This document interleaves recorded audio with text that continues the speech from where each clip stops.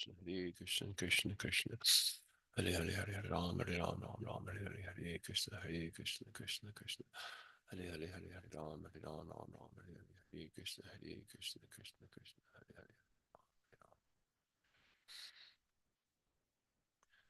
Om Gyanatimirandhasya Gyananjanashalakaya Chakshurunmilitam Jena Tasmai Sri Gurave Namaha. Namo Om Vishnupadaya Radhikaya Priyatmane Sri Srimad Bhaktivedanta Narayana Iti Namine Prema Bhakti Rasanandam Kripasandhu Mamananam Pragapayantam Vande Sri Bhaktivedanta Narayanam. Namo Om Vishnupadaya Krishna Prishtaya Bhutale Srimate Bhaktivedanta Swaminiti Namine Namaste Sarasvati Deve Gauravani Pracharine Nirvisesha Shunyavadi Paschatya Deshatarine. So we're continuing with verse 27. This is a pre-recorded class. I'm not doing it at the regular scheduled time because of schedule conflicts. Next week we should be back to normal. Atavenu ninadasya trayimurtimai gati spuranti praviveshashu mukhabjani swayambhuvaha gayatrim gayatastasmad adhikatya sarojajah sanskritaschadiguruna dvijatagamatattah. Then the mother of all Vedic hymns, Gayatri, which emanated as the sound of Sri Krishna's flute, along with the means for receiving and transmitting it, entered the holes, the lotus faces of Brahma through his 8 ear holes, and Brahma achieved realization of the Kama Gayatri mantra. The lotus-born Brahma was thus initiated by the flute song of Bhagavan Sri Krishna, the original Guru, and by that reformation he attained twice-born status. Translation of Tika by Srila Jiva Goswami. The sadhaka first becomes trained and purified through the process of becoming twice born, as described in this verse. And afterwards, through mantra sadhana, he attains darshan of the presiding deity of the mantra. For example, Dhruva Maharaj left his home at the age of 5 years to worship Sri Bhagavan, although he had no knowledge of the procedure for his worship. Bhagavan, who dwells in the hearts of all, sent Devarshi Narada to him, and when Sri Narada clearly saw Dhruva's firm determination, he bestowed Diksha mantra upon him on the bank of the Yamuna at Mathura, and told him, "Go to Madhuvan and perform bhajan of Sri Bhagavan there. He will give you his darshan very soon."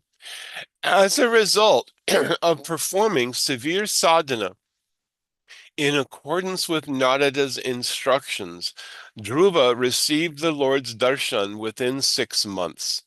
As illustrated in this history, the acceptance of Diksha is absolutely necessary in order to perform the sadhana and bhajan for realizing Sri Bhagavan. So this is a very strong statement. One must receive Diksha. One must receive Diksha mantras.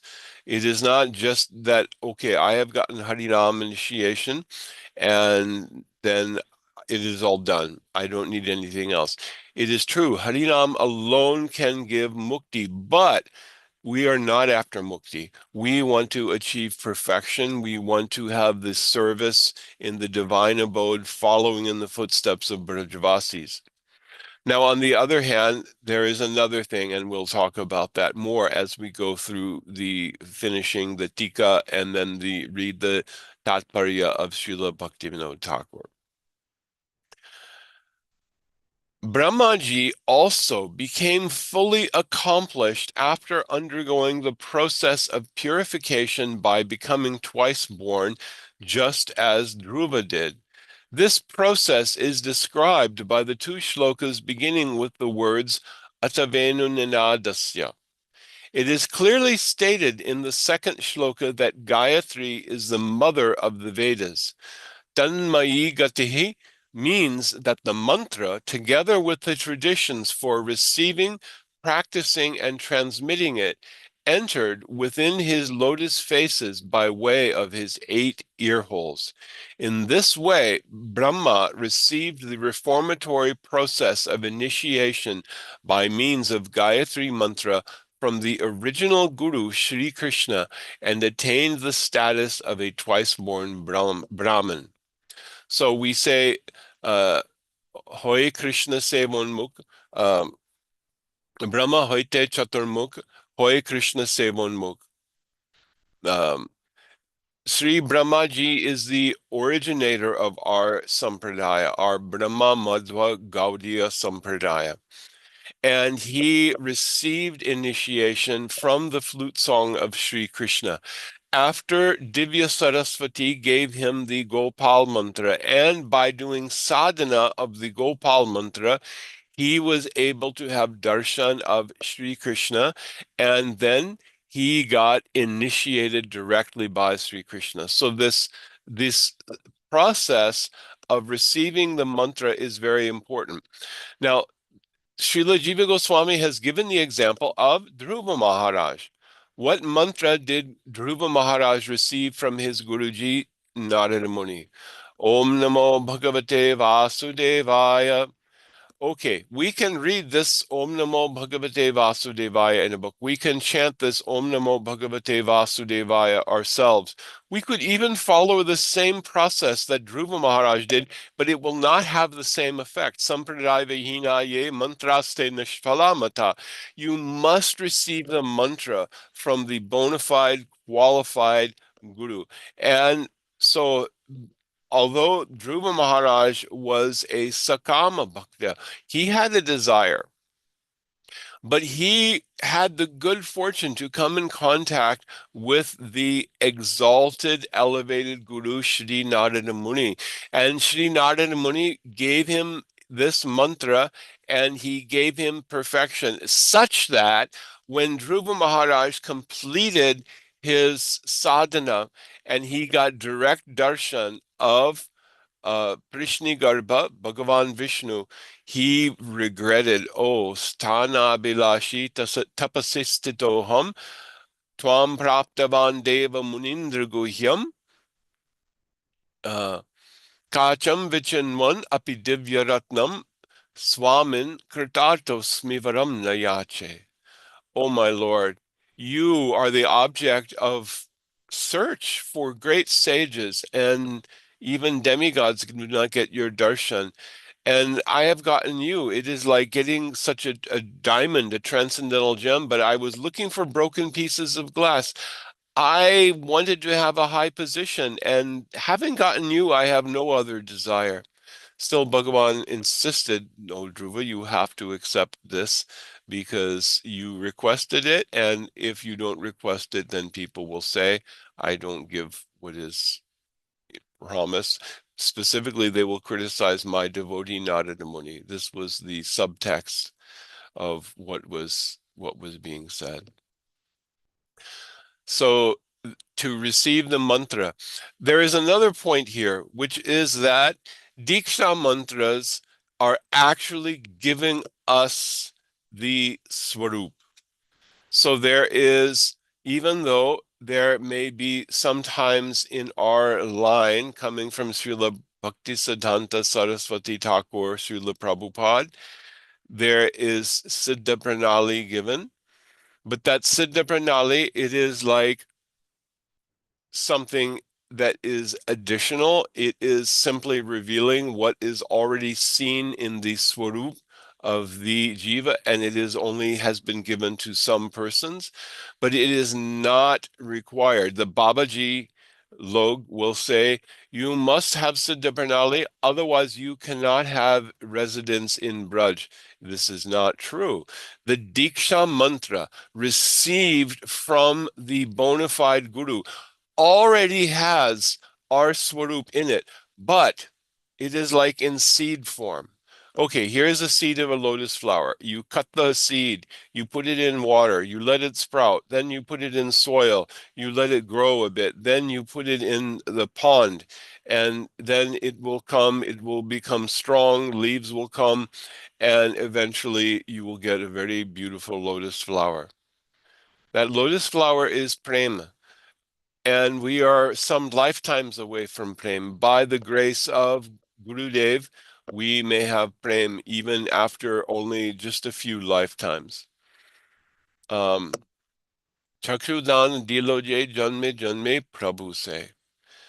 So this is the process. We receive the mantra. All perfection comes from the Diksha mantras, but we have to do sadhana. We have to give our attention.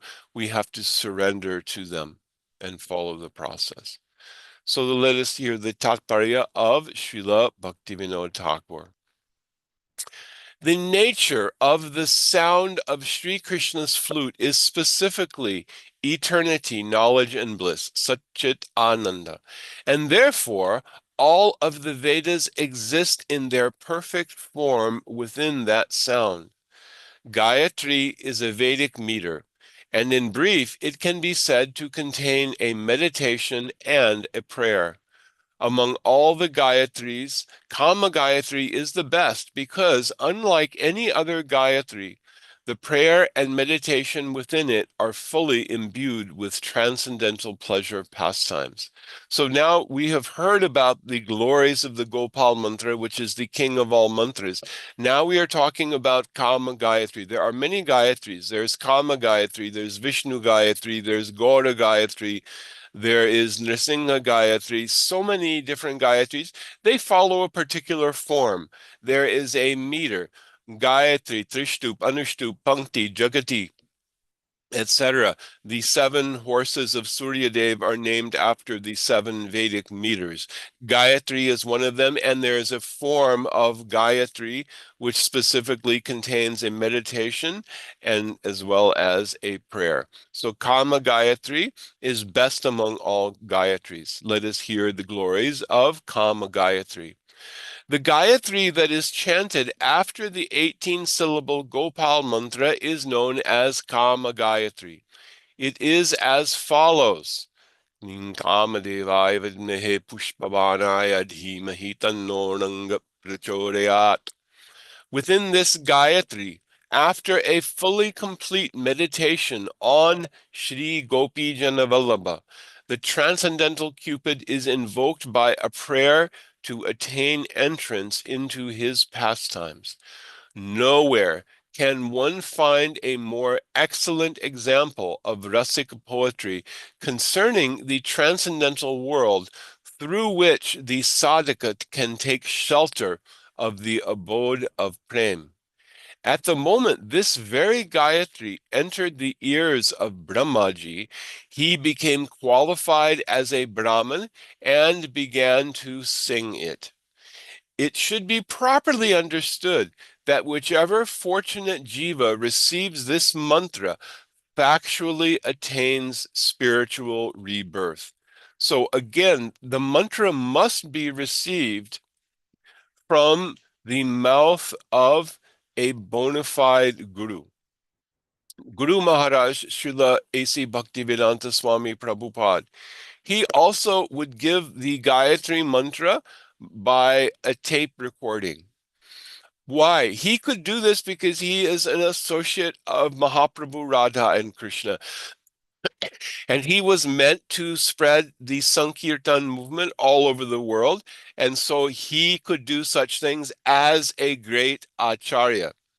But it actually should be given, and it must be given. One should hear directly from the lotus mouth of Shri Gurudev. There is a counterexample given also. When Guru Maharaj was in his final days in 1977, he specifically asked all the devotees should come see him in Vrindavan. Why? Because they should hear directly from him. There is so much power in hearing from the lips of the Mahabhagavat. Unfortunately, this order was neglected. It was changed. Some people thought that too much money would be lost, and so this did not happen. It is a great shame. But in any case, one should receive the mantra from the bona fide guru, that guru in whose heart there is at least some ruchi, at least guru should be of the category of Madhyam Adhikari. Best is that guru should be of the category of Rati. One should be at least in the stage of Rati, or one should be a guru who is a premi bhakta, who has come from the spiritual world only to fulfill the desire of Mahaprabhu, prema rasa niryas. So there are two types of second birth. One is automatically attained by entrance into the transcendental world. The second, which is for those conditioned by gross matter in this illusory material existence, is the acceptance of the reformatory process called second birth, according to the customs pertaining to one's lineage and personal nature. The jiva who attains second birth in the first way is in every way sublime and super excellent in comparison to the jiva who undergoes second birth by the second process. This is because the purpose of undergoing diksha, enlightenment concerning spiritual topics, is to attain spiritual birth, and the consequent attainment of the transcendental realm is the ultimate glory of the jiva. This is the ultimate benefit which makes the life of a jiva successful. So this is Srila Bhaktivinoda Thakur is explaining. This is a very confidential understanding. Two types of second birth. So dvijatam agamattata. Dvija means one who is twice born.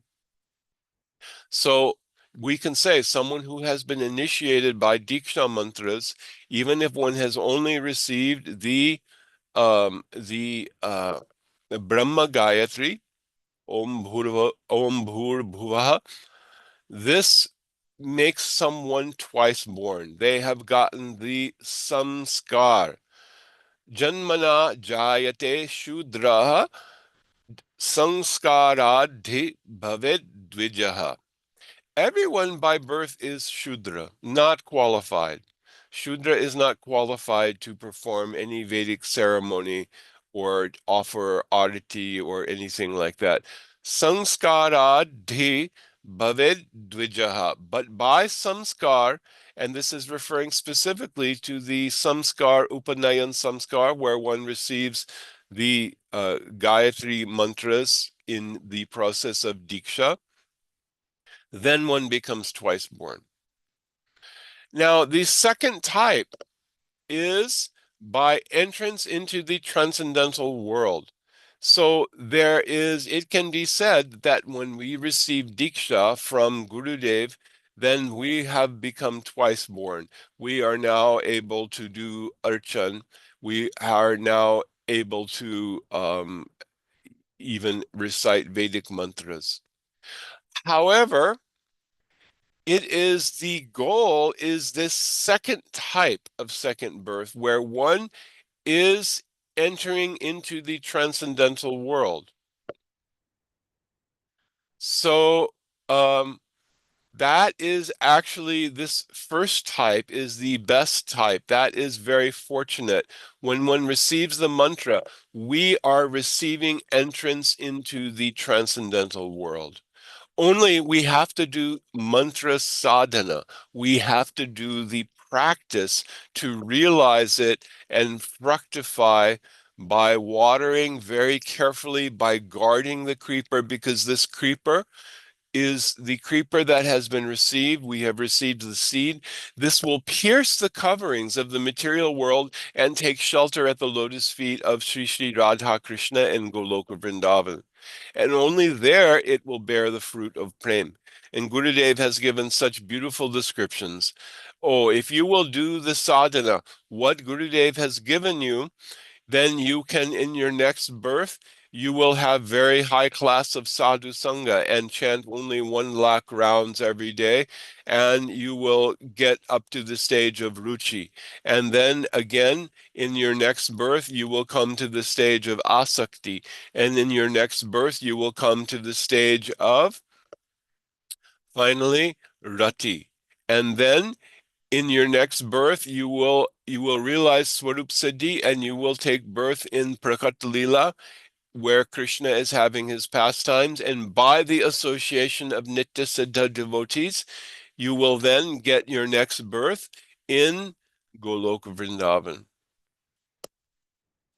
So the second type is for the sanskar, where one is receiving the Gayatri mantra, and like the conventional sanskar, where one receives Upanayan sanskar, and now this person has become a Brahmin. This is a very important concept. The philosophy that simply by birth one is Brahmin is completely bogus, because this verse, sanskarat bhaved dvijaha, clearly establishes the praman for that. But we are interested in this first type of sanskar, whereby the association of the pure devotee, by hearing Harikatha and by getting Diksha mantras from the pure devotee, then we are getting the stamped passport and visa in our heart for entry into the spiritual world. We just have to protect it. We have to not let the gundas of inattentiveness, interest in sense gratification, aparad, and the other forms of distraction that take us away, we have to not allow them to rob us of that. We have to hold on to it very, very carefully, because the creeper of bhakti is very soft. It is manifest from the heart of Srimati Radhika. Her nature is very soft and very sweet. And so we must protect it. We should never be critical. We should not criticize others. We should not gossip about others. We should not do any kind of Vaishnava parad by being hateful toward other Vaishnavas. This is very essential. And by performing this process, that Diksha that we have received in our line of Gaudiya Sarasvat uh, devotees, this will fructify into Prem. But there is a process, and it is spread across a few births. Nitai Gaur Premanande Hari Hari Bol.